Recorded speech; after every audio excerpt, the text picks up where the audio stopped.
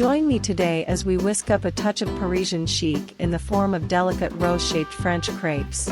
We'll make vegan crepe infusing each layer with a dash of sophistication.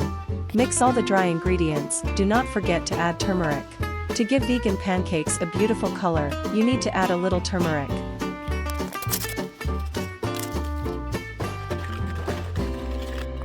Add water. The water should be warm. And add vegetable oil, mix everything well and bake vegan crepes.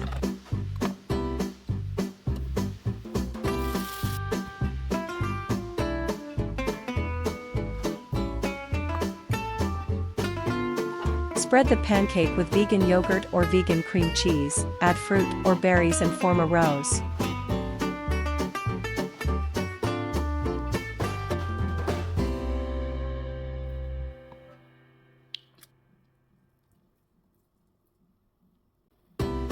The result? A culinary masterpiece that not only delights the taste buds but also adds a sprinkle of Parisian glamour to your plate. Bon appetit, and let's embrace the charm of the city of love, one delicious rose at a time.